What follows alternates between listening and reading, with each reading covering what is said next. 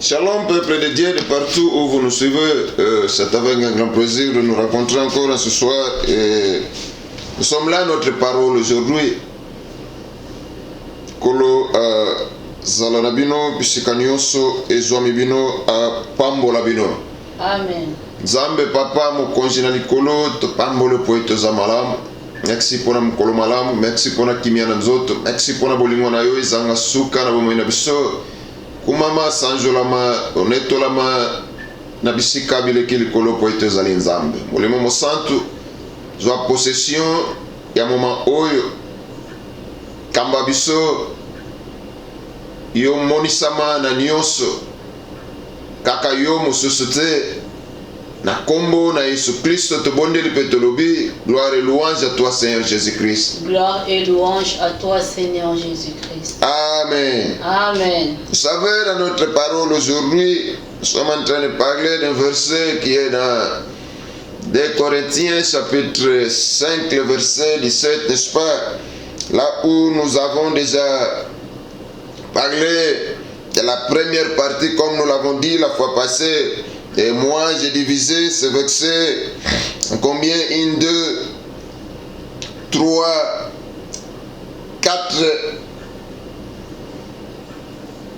4 parties. Alors, si quelqu'un est en Christ, nous avons déjà passé, il est une nouvelle créature déjà, et les choses anciennes sont passées. C'est là où nous sommes arrêtés la fois dernière. Quand nous disons que si quelqu'un est en Christ, il est une nouvelle créature. Nous avons beaucoup parlé sur ça. Et on nous dit, ici où je dis que c'est la troisième partie, les choses anciennes sont passées. Quelles sont ces choses anciennes? Peut-être la question peut encore arriver. Comment ces choses anciennes vont passer? Quand nous avons dit quelque part, quand on reçoit Christ comme sauveur et Seigneur de sa vie,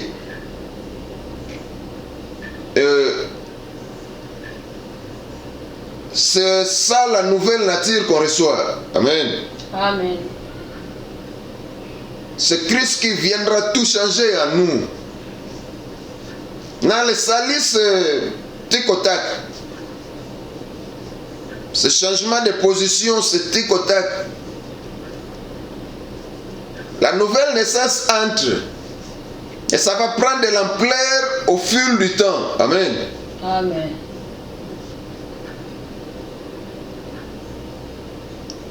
La nouvelle nature va prendre de l'élan au fil du temps. Maintenant, il faudrait que celui qui a reçu Christ aime le groupe de prière, soit ami de la lecture de la Bible, soit ami de la lecture de la Bible, soit ami de ceux-là qui se réunissent pour discuter de la Bible. Quand je dis discuter, il y a un sens honnête, il y a discours, pour parler de la Bible. Amen. Amen.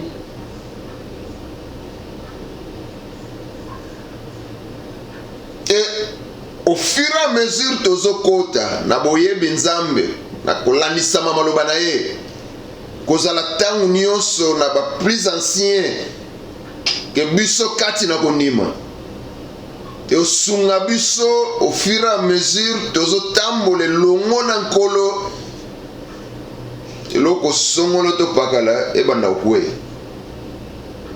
moko sima mosusu ezokwe.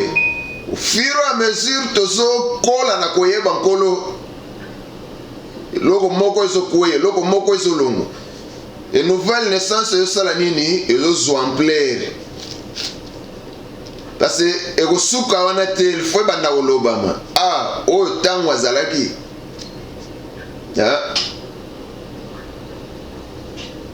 lupango babana koleka te so lupango babana koleka te kaka oyo mutu abanda kosalaka lupango mo bato baleka te Et comment peut gavani na kuona bato bazokima bambangu koleka.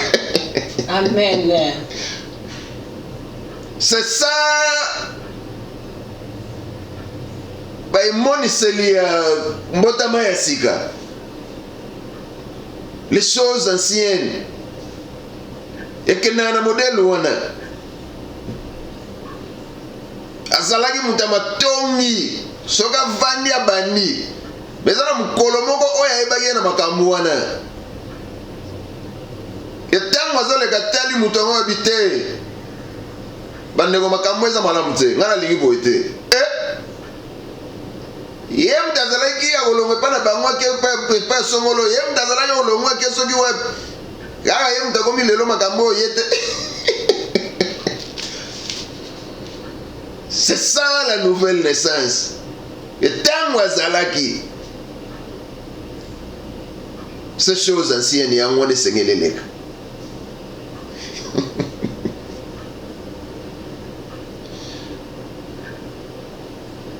Azalaki ayoka likambo te. Mutu nyonso azalaka yume mpa na ye. Donc ye alinga na makambo ya ye te azwaka yango. Abimeli yango mpe soki na ye nini. Etango atelema oyo abongolaka akota na bongo ya moto oyo ye mutu akoma liboso oyo nokabola bitumba. Amen.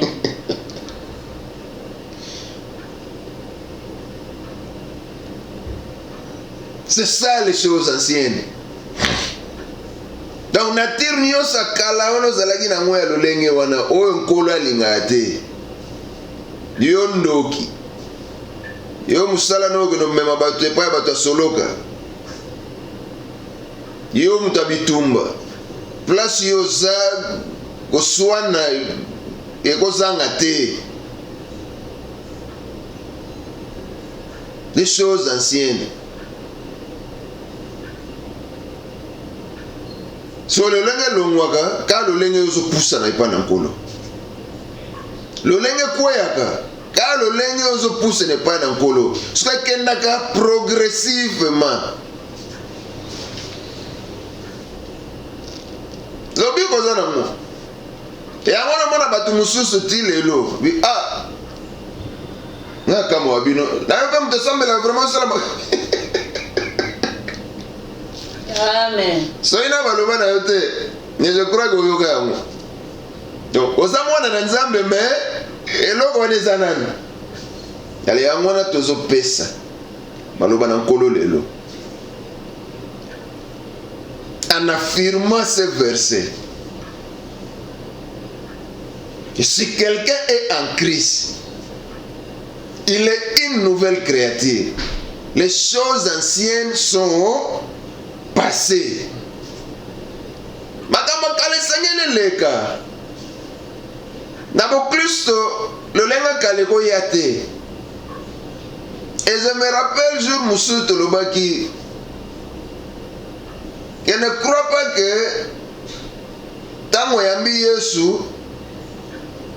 bomota kale ko kufa uswate ko diminete e ozala kaka mais motasika oyo yambi esengeli a dominer bomoto akala kola pamola biso. Amen. Soka domine lolenge nini lolenge yo pousse ne pa na ye lolenge yo komi pese pa na ye nenge toko loba na kotanga Biblia na kosangana na bandeko oyo balobelaka makambo na Nzambe na kosangana na bandeko oyo bakola liboso na biso na makambo na Nzambe na okenda ba groupe étude biblique bisika wapi eko pusa biso pembeni na Nzambe pe eko kolisa biso bomoto na biso ya sika afin que akende ko dominer bomoto akala. Je me souviens tant que tozaba na mike ezalaki na livre moko na mono ne pas papa le cœur de l'homme bomono le cœur de l'homme ezana ba figure belé ya muto oyo Yesu azali banda na ye que Satan a dominé à 100%. Ya mutoyo Yesu akomi pemeni. Ya mutoyo Yesu akoti na kati me bomoto akaliza kaka. Ya mutoyo pe Yesu azui centre ya bomoi na ye. Amen. Je crois que ça va illustration moko malamu. Siko yo mwana na Nzambe esengeli ozwa boyebi ya makambo. Et c'est pour cela tozoya na tangu muke na maloba muke komeka kotalisa biso na rubrique na biso notre parole aujourd'hui. Amen. Nzamba sala yo ngolu. Bomota sika za Yesu Kristo kati na yo. Asili sangu ya pe makasi ya bomota kala. A dominer azwa centre ya bomoi na yo. Oye ko définir que les choses anciennes sont passées. Amen. Allez, sikoyo. Na mokolozo ya. De wewe otalela oyelandi. Kola pambola biso. Amen. Mukolo malamu epa na biso. Kimia na nkolo yenge na kati na mabota. Molimo mosanto asunga yo. Akomisa facile nyonso ezalaki difficile. Molimo mosanto apesa yo makasi ya kozwa ba décision oyo ekozala pona lokumu na Nzambe oyo kokwesa bomoto akala pona kotombola Yesu Kristo kati na bomoi na yo. Molimo mosanto asunga yo ya kopesa yo makasi na losambo, ya kopesa yo makasi na kotanga Biblia. Molimo mosanto asunga yo ya kozala na botosi epai na Nzambe pe na bayi bazokamba yo. Kolo azala na yo, kolo apambola yo, misala na yo pambolama, butu na yo pambolama, dibota na yo pambolama, bana na yo bapambolama, babatela makote epai na nkolo na kombo na Yesu Kristo. Amen. Amen.